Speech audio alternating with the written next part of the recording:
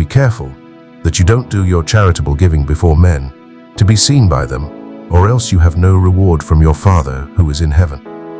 Therefore, when you do merciful deeds, don't sound a trumpet before yourself, as the hypocrites do in the synagogues and in the streets, that they may get glory from men. Most certainly, I tell you, they have received their reward.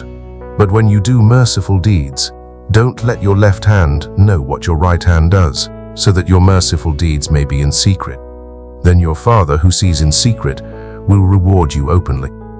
When you pray, you shall not be as the hypocrites, for they love to stand and pray in the synagogues and in the corners of the streets, that they may be seen by men. Most certainly, I tell you, they have received their reward. But you, when you pray, enter into your inner room, and having shut your door, pray to your Father who is in secret, and your Father who sees in secret will reward you openly. In praying, don't use vain repetitions as the Gentiles do, for they think that they will be heard for their much speaking. Therefore don't be like them, for your Father knows what things you need before you ask Him. Pray like this: Our Father in heaven, may your name be kept holy. Let your kingdom come. Let your will be done on earth as it is in heaven. Give us today our daily bread. Forgive us our debts, as we also forgive our debtors. Bring us not into temptation, but deliver us from the evil one. For yours is the kingdom, the power, and the glory forever. Amen. For if you forgive men their trespasses, your heavenly Father will also forgive you.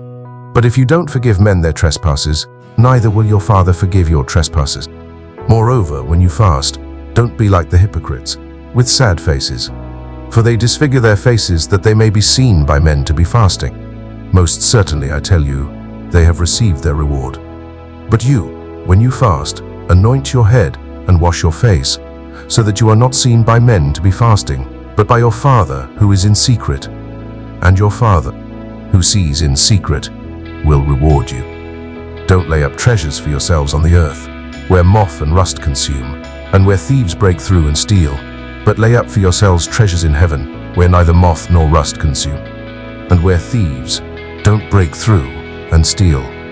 For where your treasure is, there your heart will be also.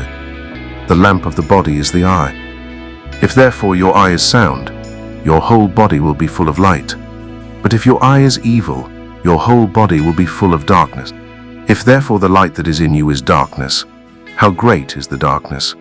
No one can serve two masters, for either he will hate the one and love the other, or else he will be devoted to one and despise the other. You can't serve both God and mammon. Therefore I tell you, don't be anxious for your life, what you will eat or what you will drink, nor yet for your body, what you will wear.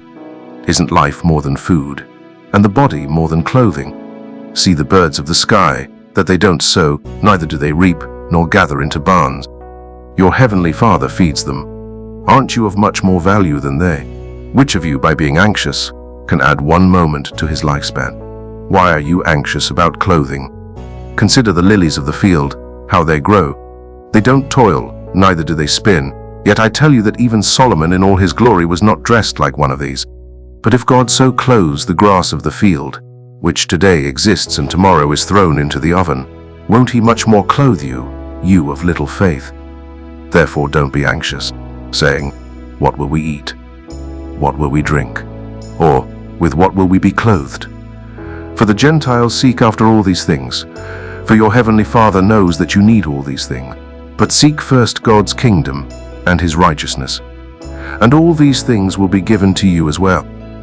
Therefore don't be anxious for tomorrow will be anxious for itself. Each day's own evil is sufficient.